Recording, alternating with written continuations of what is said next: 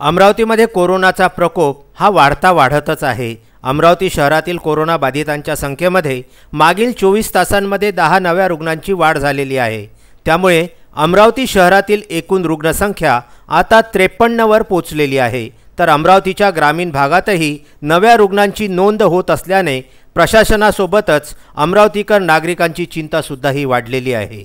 दिनांक 2 मे रोजी पॉझिटिव्ह आलेल्या 10 रुग्णांपैकी तिघांचा मृत्यू झाला असून 7 जणांवर अमरावतीच्या कोविड-19 रुग्णालयामध्ये उपचार सुरू आहेत।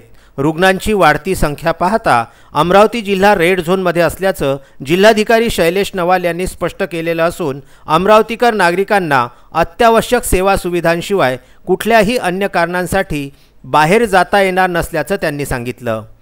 कसं आहे की आता आज रोजी अमरावती जिल्ह्यामध्ये 10 नवीन रुग्ण आढळून आलेले आहेत।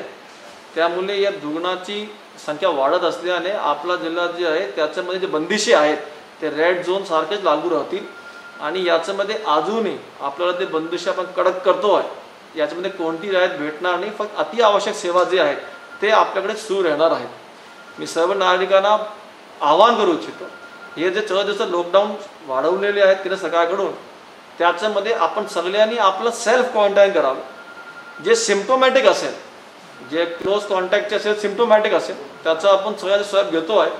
बाकी लोकांनी आपल्याकडे स्वतःहूनच 14 डेज सेल्फ क्वारंटाईन पिरियड पाळला तर आपण याचा कडी आपण तोडू शकतो।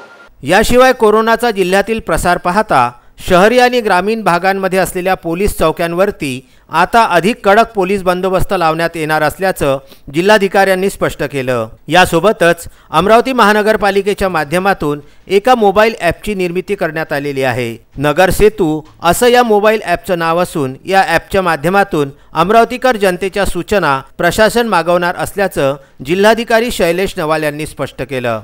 Vidarbha news bureau, Amravati.